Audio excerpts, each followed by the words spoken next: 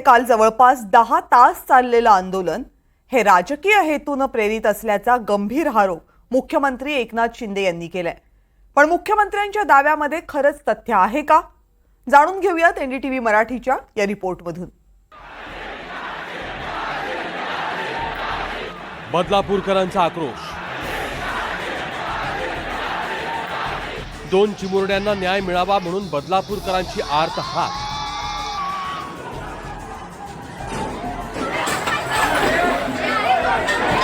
आरोपींवर गुन्हा दाखल व्हावा म्हणून आंदोलकांनी सोसलेला लाठ्यांचा मार। आणि यानंतर आंदोलकांना झालेली अटक। बदलापुरातल्या आंदोलनाप्रकरणी 300 जणांविरोधात गुन्हा दाखल करण्यात आलाय, तर 22 जणांना अटक करण्यात आली। कुणी सकाळी कामावर निघालं होतं, कुणी दुकानात निघालं होतं, अशी माणसं सध्या पोलिसांच्या ताब्यात आहेत। मात्र हे आंदोलन राजकीय हेतूने झाल्याचा दावा सर्वसामान्यांचे मुख्यमंत्री एकनाथ शिंदे करतात। बदलापुरात आंदोलनाच्या ठिकाणी लाडकी बहीण योजनेविरोधातले पोस्टर झळकले आणि याच पोस्टरमुळे मुख्यमंत्री एकनाथ शिंदे यांनी विरोधकांवर संशय व्यक्त केला। पोलीस त्यामध्ये त्यांना हे जे आले होते ते लेक लाडकी मुख्यमंत्री माझी लाडकी बहीण योजना ते बोर्ड घेऊन आले होते। असे काय कुठे आंदोलन असतात का? ताबडतोब बोर्ड छापून आणतात। म्हणजे मुख्यमंत्री माझी लाडकी बहिणीचे पैसे नको, मुलगी सुरक्षित पाहिजे, मुलगी बहीण लाडकी बहीण नको, सुरक्षित बहीण पाहिजे। सुरक्षित बहीण अभियान किंबहुना या राज्यातल्या बहिणींना सुरक्षा देण्याचं काम ती जबाबदारी आमची आहे। हे जे कालचं जे आंदोलन होतं हे पॉलिटिकल मोटिवेटेड होतं असं माझं म्हणणं आहे। कधी आंदोलन जेव्हा होतं ते स्थानिक लोक असतात, इथं स्थानिक लोक हाताच्या बोटावर मोजण्या इतके होते आणि इतर ठिकाणून गाड्या भरून भरून त्या ठिकाणी आंदोलनकर्ते आले होते। मंत्री महोदयांनी समजून त्यांच्या सगळ्या मागण्या होत्या त्या सगळ्या पूर्ण केल्या, तरी हटायचं काम नाव घेत नव्हते। याचा अर्थ त्यांना हे बदनाम करायचं। मुख्यमंत्री शिंदेंच्या आरोपांनंतर सत्ताधारी आणि विरोधकांमध्ये याच मुद्द्यांवरून चांगली झोपली।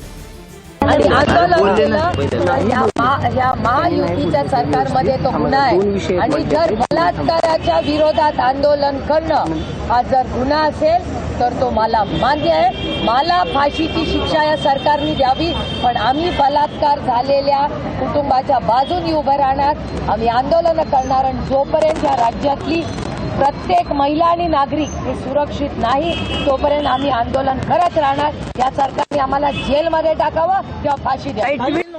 3 महिन्याच्या गर्भवती महिलेला तुम्ही पोलीस स्टेशनला बसवून ठेवता आणि कंप्लेंट घेत नाही, त्याच्या विरोधात बदलापूरमधल्या सुशिक्षित जनतेने केलेलं आंदोलन, त्या आंदोलकांचा हा अपमान आहे, त्यांच्या भावनांचा अपमान आहे। प्रत्येक आंदोलन राजकीय दृष्ट्या प्रेरित अर्थ असतं असं कधीही विचार करू नये। शेवटी जनतेलाही भावना असतात, जनतेलाही सगळं समजत असतं। ही शाळा कोणाची आहे हे जनतेला माहिती आहे, कुठल्या पक्षाशी जे निगडीत आहे हे पण जनतेला माहिती आहे आणि त्यामुळेच आपली कंप्लेंट घ्यायला उशीर झाला हेही जनतेला समजतं।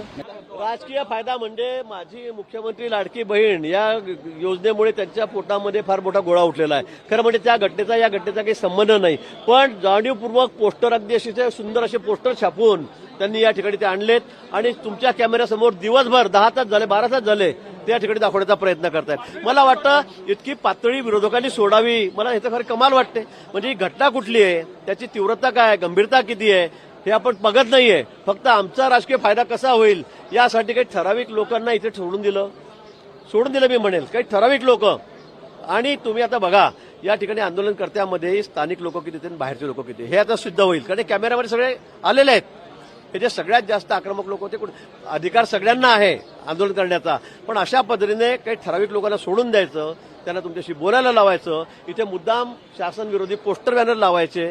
मला वाटतं ही घटना, त्याची तीव्रता, त्याची गंभीरता हे ओळखून आपण राजकारणापासून दूर राहून आपल्याला सर्वांनी विचार करणारी सगळी गोष्ट आहे, मन सुन्न करणारी गोष्ट आहे आणि म्हणून त्याचा विचार त्या पद्धतीने झाला पाहिजे। इथे कोणी राजकारण करू नये अशी माझी विनंती आहे। मैं इतना ही कहता हूं, जो असली चेहरे ये आंदोलन के पीछे है, जिन्होंने ऐसे बोर्ड लेके, जिन्होंने बैनर्स लगाए, आंदोलन एक अचानक से होता है तो उसे बैनर्स पहले से छपके नहीं लाते हैं, ऐसे बैनर्स लाए थे, क्या घोषणा दी वो भी हमने लिखी है। इसीलिए इसके पीछे जो असली चेहरे हैं वो इन्वेस्टिगेशन में सामने आएंगे। आ जाएंगे और उसके ऊपर भी कड़क कार्रवाई की जाएगी। ओके। उत्साहाच्या भरात आपल्याला मोर्चा काढावा लागेल, मग आपल्याला आपल्या पार्टीचं बॅनर घ्यावं लागेल आणि मग आम्ही जनतेसाठी लढतोय. एक संधी आहे. मुख्यमंत्री माझी लाडकी बहीण योजना आणली, त्याला काउंटर करण्यासाठी आपल्याला मिळालेलं हे भांडवल आहे असा मूर्ख लोकांचा, काही लोकांचा गैरसमज झालेला आहे. अशा वेळेला असे मोर्चे काढणारे किंवा असे त्या घटनेला अनुसरून लाडकी बहीण योजनेवर बोलणारे पोपट आता तयार व्हायला लागले.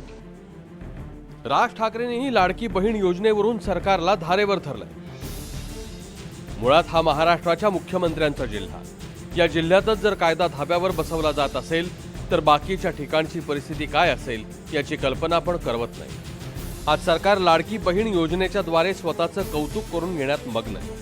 पण जर तुमची बहीण खरंच लाडकी असेल तर तिच्यावर अशी वेळ येऊ देऊ नये आणि दुर्दैवानं जर ती आलीच तर तिला न्याय मिळेल हे पाहणं हे पहिलं कर्तव्य नाही का?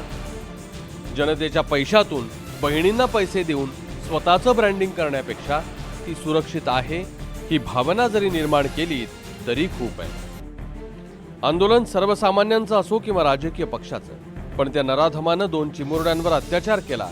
शाळा प्रशासनानं घटनेवर पडदा टाकण्याचा प्रयत्न केला. पोलिसांनी गुन्हा दाखल करण्यात टाळाटाळ केली आणि म्हणूनच हा जनप्रक्षोभ उसळला. आणि त्यामुळे आंदोलन राजकीय हेतूने आहे का यापेक्षा लवकरात लवकर आरोपींना शिक्षा होणार का हा जास्त महत्त्वाचा प्रश्न आहे. निनाद करमरकर, NDTV मराठी, बदलापूर.